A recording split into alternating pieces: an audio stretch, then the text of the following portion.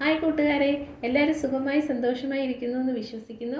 അപ്പോൾ എൻ്റെ പുതിയ വീഡിയോ അല്ലെങ്കിൽ ടോപ്പിക്ക് എന്ന് പറയുന്നത് നമ്മുടെ തേർഡ് ഐ ചക്ര ആക്ടിവേഷനെ കുറിച്ച്, അതിൻ്റെ ബെനിഫിറ്റ്സിനെ കുറിച്ച്, ബീജമന്ത്രം, അവിടെ സിഗ്നിഫൈ ചെയ്യുന്ന കളർ, എവിടെ സിറ്റുവേറ്റ് ചെയ്യുന്നു, പിന്നെ ഞാനവിടെ കൊടുക്കുന്ന മുദ്ര, അത് ചെയ്യുമ്പോഴും ചെയ്യാതിരിക്കുമ്പോഴും നമ്മുടെ ശരീരത്തിനുള്ള മാറ്റങ്ങളും പോരായ്മകളെ കുറിച്ചൊക്കെയാണ്.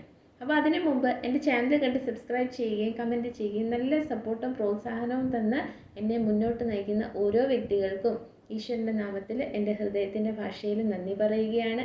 അപ്പോൾ കൂടുതൽ ആൾക്കാർ എൻ്റെ ചാനലൊന്ന് സബ്സ്ക്രൈബ് ചെയ്യുക, വീഡിയോസ് എല്ലാം കാണുക, വളരെ പോസിറ്റീവ് ആവുക, പവർഫുൾ ആവുക, ജീവിതത്തിനെ വളരെ മഹനീയമായിട്ട് മഹത്തരമായ രീതിയിൽ മുന്നോട്ട് നയിക്കുക.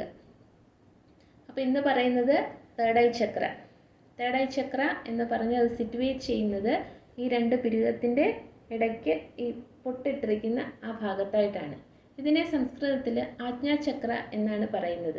അവിടെ സിഗ്നിഫൈ ചെയ്യുന്ന കളർ ഇൻഡിഗോ കളർ അല്ലെങ്കിൽ പർപ്പിൾ കളർ. തേർഡ് ഐ ചക്ര ആക്ടിവേറ്റ് ആവുന്ന സമയത്ത് നമ്മൾ റൂട്ട് ചക്ര മുതൽ മുകളിലേക്ക് വന്ന് തേർഡ് ഐ ചക്ര ആക്ടിവേറ്റ് ആവുന്ന സമയത്ത് നമ്മൾ വളരെ ഇൻറ്റ്യൂഷൻ അല്ലെങ്കിൽ ഇന്നർ വിസ്ഡം, നമുക്ക് ഉള്ളിൽ നിന്നുള്ള തിരിച്ചറിവ്, ജ്ഞാനം ഉണ്ടാവുക.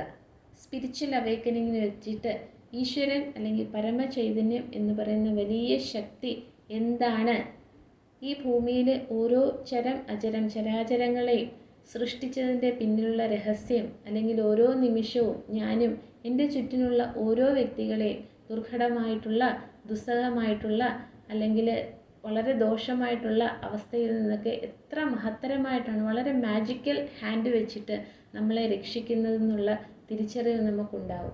ആ ഒരു സെൽഫ് റിയലൈസേഷൻ, മഹാവതാർ ബാബാജി പറഞ്ഞതുപോലെ ആ സെൽഫ് റിയലൈസേഷനിൽ നമ്മൾ ജീവിക്കാൻ തുടങ്ങുമ്പോൾ നമ്മൾ നേരായ ദിശയിലേക്ക് മാത്രമേ നടക്കുകയുള്ളൂ. അത് ഈശ്വരൻ്റെ ആ കരങ്ങൾ നമ്മളെ പിടിച്ച് നടക്കുന്നത് എങ്ങനെയാണെന്ന് നമുക്ക് മനസ്സിലാവും. നമ്മുടെ ഓരോരുത്തരുടെയും ഈഗോയ്ക്ക് ഡെത്ത് സംഭവിക്കും. അങ്ങനെ ഡെത്ത് സംഭവിക്കുമ്പോൾ ഞാനും എൻ്റെ ചുറ്റിനും നിൽക്കുന്നതെല്ലാം ഒരുപോലെയാണ്. എനിക്കെന്ത് ഗുണം വന്നാലും ചുറ്റിനുള്ളവർക്ക് എന്ത് ഗുണം വന്നാലും അത് ഓരോരുത്തർക്കും നല്ലതാണെന്നുള്ള തുറന്ന മനസ്സോടുകൂടി ചിന്തിക്കാനുള്ള ഒരു പവറാണ് നമുക്കുണ്ടാകുന്നത്. തേർഡ് ഐ ചക്ര എന്ന് പറയുമ്പോൾ അവിടുത്തെ ബീജമന്ത്രം എന്ന് പറയുന്നത് ഓം എന്ന മന്ത്രമാണ്. അവിടെ ഞാൻ കൊടുക്കുന്ന മുദ്ര എന്ന് പറഞ്ഞാൽ ത്രോട്ട് ചക്ര ആക്ടിവേഷനിൽ ഞാൻ കൊടുത്ത മുദ്ര ഇങ്ങനെയായിരുന്നു. അതിൽ ഈ വലത്തെ തള്ളവിരൽ ഇതിൻ്റെ മുകളിലേക്ക് ഇങ്ങനെ വെക്കുന്ന ഇതിനെ ജിൻ എനർജി എന്നാണ് പറയുന്നത്. എന്ന് വെച്ചാൽ ഇവിടെ പറയുന്നതെന്ന് വെച്ചാൽ ഐ ആം നോയിങ്, ഈശ്വരൻ എന്ന് പറയുന്ന ആ മഹത് ശക്തി എന്താണെന്ന് ഞാൻ അറിയുന്നു. അങ്ങനെ നമ്മൾ ഈ മുദ്രയും വെച്ചുകൊണ്ട് ഓം ഓം ഓം ഓം ഓം ഓം ഓം ഇങ്ങനെ നിങ്ങൾക്ക് എത്ര സമയം ഇരിക്കാൻ പറ്റുമോ അത്രയും സമയം ഇരുന്ന് ഈ ബീജമന്ത്രത്തിനെ ഉരുവിടുക.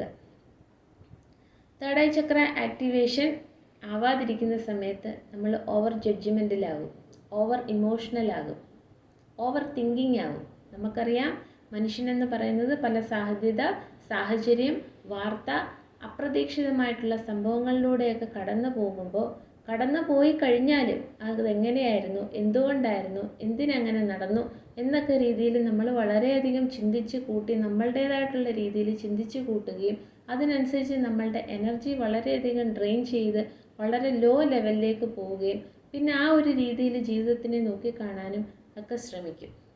അപ്പോൾ തേർഡ് ഐ ചക്ര ആക്ടിവേഷൻ കഴിയുമ്പോൾ നമ്മൾ വളരെ ഹൈ വൈബ്രേഷൻ എനർജിയിൽ വരും എന്ന് പറയുന്നത് നമ്മളുടെ ഇന്നർ വിസ്ഡം, അതായത് ഈശ്വരനാണ് എല്ലാമെന്നും നമ്മളെ എല്ലാത്തിൽ നിന്നും ഓരോ നിമിഷവും ആ ശക്തി നമ്മളുടെ മൈൻഡ്, ബോഡി, സോൾ ഈ മൂന്നിലൂടെയും സദാ ഒഴുകിക്കൊണ്ടിരിക്കുകയാണെന്നും എന്നെ എല്ലാത്തിൽ നിന്നും രക്ഷിക്കുന്നതും എൻ്റെ കർമ്മങ്ങളിലും എല്ലാ രീതിയിലും എന്നെ നയിക്കുന്നതും ഈശ്വരനാണെന്നും പറയുന്ന ആ ഒരു പരമസത്യത്തിനെ തിരിച്ചറിയുമ്പോൾ ഈ ഭൂമിയിൽ ഇങ്ങനെ ഒരു ജീവിതം എനിക്ക് തന്നതിന് ഈശ്വരന് നമുക്ക് കോടാനുകോടി പ്രണാമം പറയാം എന്നൊരു നിലപാടിലേക്ക് നമ്മൾ എത്തിച്ചേരും.